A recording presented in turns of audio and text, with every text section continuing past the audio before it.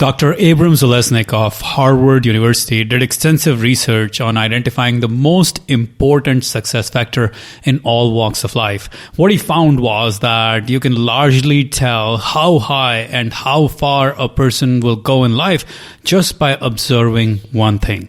What was that one thing? Well, what he found in his research was that there are two kinds of people. The vast majority of mediocre people who do not prepare for the inevitable hardships and adversities in life. When they're faced with setbacks and crises, they step back, they retreat. They have no mental tools and strategies to handle hardships. As more failures and setbacks come their way, they settle for a life of mediocrity and stop trying to go for bigger goals. Then there is the minority of high achievers. They prepare for the hard times. They expect challenges. They expect hardships in life. And they use mental tools and strategies to overcome the inevitable hardships that come their way.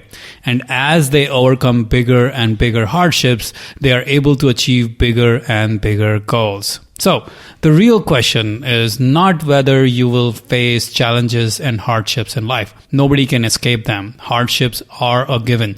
Challenges and setbacks are a given. The current crisis is just one of the many hardships we will all face in our lives. But as per Dr. Zalesnik, the ultimate question that defines whether you will succeed or fail in life is this: do you have the mental tools and models to overcome life's inevitable frustrations, challenges, and setbacks? So in this video, I will give you 3 powerful hacks to develop extreme mental toughness so that you can handle life's biggest crises and adversities. These hacks come from some amazing books written by preeminent researchers at Stanford and Harvard University.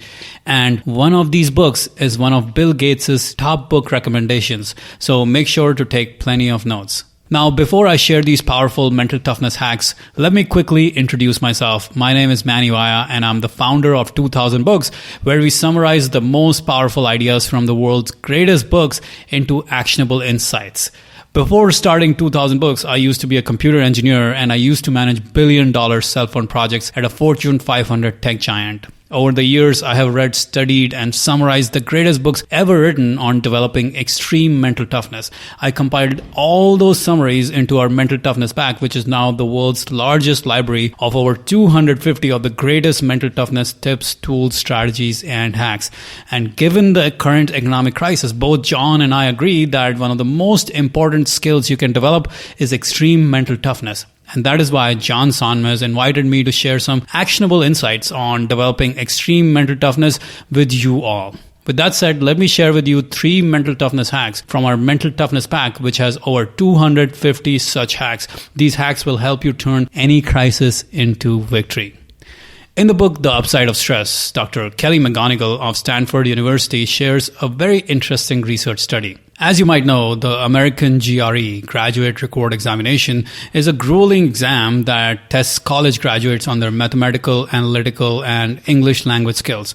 Scores from the GRE are vital for getting admission into graduate school, so the test does induce a lot of pressure, stress, and anxiety in the test takers. The stress of GRE feels like a high-stakes job interview for a lot of people. Researchers split a batch of GRE test takers into 2 groups. Group 1, before taking the GRE, they were told that stress, pressure, and anxiety is beneficial for mental performance. On the other hand, Group 2 was told that stress, pressure, and anxiety is bad for them and detrimental to their mental performance. Just to let you know, GRE is scored on 800 points. So how did Group 1 and Group 2 score? Let me tell you the average difference in scores. Well, before I give you the test results, let me explain to you the biochemistry of stress response.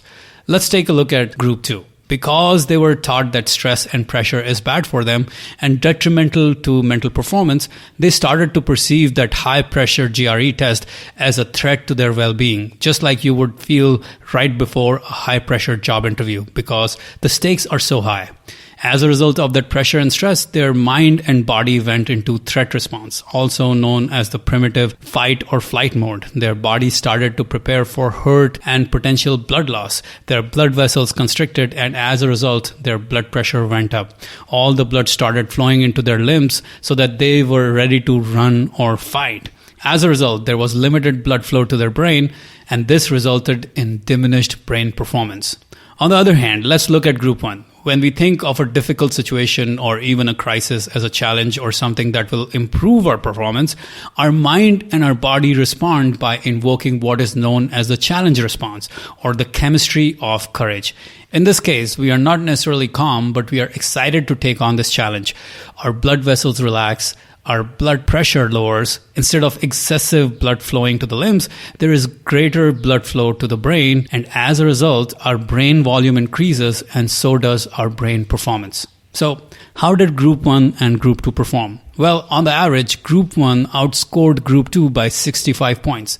That is huge. Remember, the only difference between the two groups was what they were told about how stress or pressure affects them. Group 1 thought of the highly stressful situation as a challenge. On the other hand, Group 2 thought of the exact same situation as a threat. And that is what made all the difference. This lesson is very applicable to the current crisis we are all facing. Most people are thinking of this crisis as a big threat to their business or their career or their livelihood, and hence their existence. As a result, they invoke their body and mind's threat response. And as a result of that threat response, their performance goes down and they end up struggling massively. However, right now, you have the opportunity to reframe this crisis as a challenge that you will overcome, a challenge that will bring out your very best, a challenge that will make you stronger. As you shift from thinking of this crisis as a threat to your existence to thinking of this crisis as a challenge, you will begin to perform at a much higher level. Now, let me share with you the story of a little girl who exemplified what it means to have extreme mental toughness. Born sickly, frail, and premature, Wilma Rudolph nearly died of pneumonia and scarlet fever before the age of 3. At the age of 4, she was stricken by polio, which paralyzed her left leg and made her a cripple. The doctors gave her no chance of ever using that leg again and put it in a brace. At the age of 9, against the advice of doctors, she removed her brace and took her first steps. The doctors were convinced that she would never be able to walk using that leg. At the age of 12, she entered her first race against the advice of doctors. The doctors thought this would hurt her legs and cripple her even further. And in 1956, at the age of 16, she entered the Olympics and won an Olympic bronze. And in 1960, at the age of 20, she won 3 Olympic golds, 100 meters, 200 meters, and 4 by 100 meter relay at the Rome Olympics. Mind you, this was not Paralympics. And as a result of those Olympic gold medals, she became the fastest woman on earth. When Wilma Rudolph was asked about how she went from being a cripple at the age of 9 to winning an Olympic medal at the age of 16, she went on to say the golden words of someone who used growth mindset in order to succeed. She said, "There is something about seeing myself improve that motivates and excites me." She improved herself from someone who was told by doctors that she would never be able to use her left leg to becoming the fastest woman on earth. Wilma Rudolph exemplifies what growth mindset is all about, and that is what Stanford psychologist Dr. Carol Dweck talks about in her book, Mindset, the New Psychology of Success. Let me quickly explain the difference between growth mindset and fixed mindset. Growth mindset says that effort is the key to success. When we have growth mindset, we believe that we can grow and improve ourselves in every area of life, irrespective of the talent we might have in that area. Whether it is about learning a new programming language or handling any crisis or adversity, we believe that with effort, we can figure out anything. We believe that effort, not talent, is the requirement for success. We believe that with effort, we can accomplish our biggest dreams, even if we don't start with talent in that area. On the other hand, fixed mindset is the exact opposite. When you have fixed mindset, you believe that your talents, abilities, smarts are fixed and you cannot improve beyond them. You believe that what you can accomplish in your life is limited by your current talents or skills or smarts or intellectual abilities. And you believe that your talents are fixed and hence you cannot achieve more than that. You believe you have a ceiling. So what happens when people face major adversity or crisis or hardship? Well, the vast majority of people operate with a fixed mindset. So what do? They feel overwhelmed. They feel scared. They don't know how they will overcome any given situation, and hence they get stuck. They get paralyzed by fear and they fail. On the other hand, the small minority of people who operate with growth mindset approach it very differently. They know that with effort and diligence, they can overcome that crisis. And as a result, they take empowered action in face of hardships. And as a result, they break through to even higher levels of success. And that, my friends, is the hallmark of someone who has extreme mental toughness. You see, if you want to go to higher levels of success in life, you have to adopt the growth mindset in face of the biggest obstacles and challenges, just like Wilma Rudolph did. You have to develop the mindset that no matter what the obstacle, you can grow and figure it out. Now, let me share with you another research study from the book Presence by Harvard University professor Dr. Amy Cuddy. Test subjects were asked to give an impromptu speech on a random topic in front of a group of very harsh judges who were part of the experiment. The judges were constantly giving the test subjects very harsh, non-verbal feedback. The judges were instructed to stress out the test subjects using disapproving body language and facial gestures. And right after the speech, test subjects were asked to count backwards from a random number. For example, 1078, down in steps of another random number, let's say 23. So it would be 1078, 1055, 1032, 1009, and so on. As if that was not enough, the judges were constantly asking them to go faster. As you can imagine, this can be highly stressful for anyone. The judges were giving negative body language, indicating that their speech was not good enough, telling them that they were not counting down fast enough, etc., etc. As soon as the subjects were done with the test, the researchers took saliva samples of the subjects to measure their stress levels by measuring their cortisol levels. Now, here is the twist. Right before this experiment, the test subjects were divided into two groups.